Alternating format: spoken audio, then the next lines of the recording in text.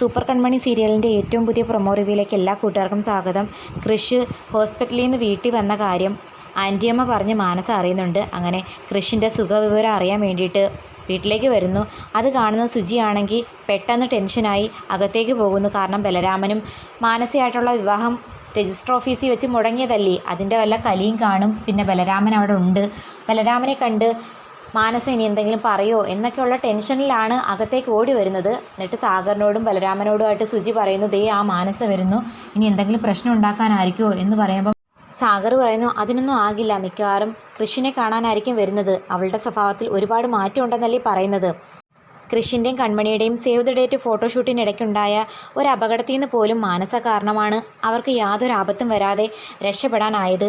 അതുകൊണ്ട് മാനസയോടൊന്നും പറയേണ്ടെന്ന് സാഗർ പറയുന്ന സമയത്ത് ആൻറ്റിയമ്മ പറയുന്നു, പാവം പെൺകുട്ടിയാ മാനസ, എടുത്തുചാട്ടത്തിന് എന്തെങ്കിലുമൊക്കെ പറയും കാണിക്കും എന്നല്ലാതെ മനസ്സിലൊന്നും വെച്ചിട്ടല്ലെന്ന് പറയുമ്പോൾ മാനസ വന്ന് എല്ലാവരുടെയും മുമ്പിൽ നന്നായിട്ട് ആക്ട് ചെയ്യുന്നുണ്ട്.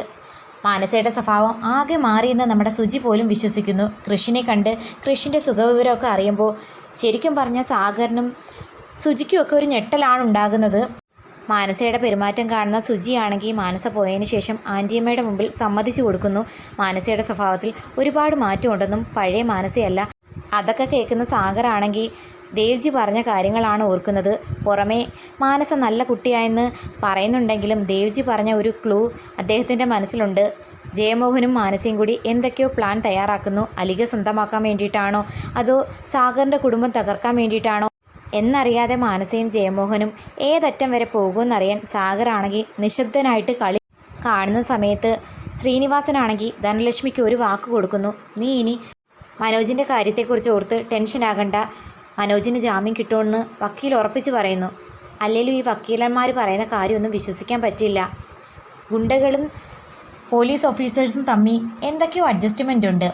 അവർ മനോജിനെ പുറത്തു വിടാൻ സമ്മതിക്കില്ലെന്നേ, അതെങ്ങനെ നിനക്കറിയാമെന്ന് ശ്രീനിവാസൻ ചോദിക്കുന്ന സമയത്ത് അത് നമ്മൾ സിനിമയിലൊക്കെ കാണുന്നതല്ലേ എന്ന് ധനലക്ഷ്മി ആണെങ്കിൽ തള്ളി വിടുന്നുണ്ട്. ശ്രീനിവാസനാണെങ്കിൽ ശരിക്കും പറഞ്ഞാൽ കുറച്ച് ദിവസം കൊണ്ട് ധനലക്ഷ്മിയുടെ സ്വഭാവവും പെരുമാറ്റമൊന്നും തീരെ അങ്ങോട്ട് ഇഷ്ടപ്പെടുന്നില്ല.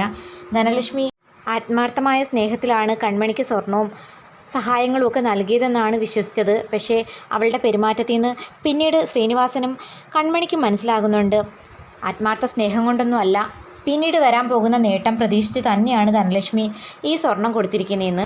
മനോജിനെ പുറത്തിറക്കിയാലും തൻ്റെ നഷ്ടമായ സ്വർണം അധികം താമസിക്കാതെ തിരികെ തരണമെന്നുള്ള വാശിയിൽ നിൽക്കുന്ന ധനലക്ഷ്മിക്ക് എങ്ങനെ സ്വർണം തിരികെ കൊടുക്കുമെന്നുള്ള ടെൻഷനിലാണ് നമ്മുടെ കൺമണിയും ശ്രീനിവാസനും അമ്മായിയും.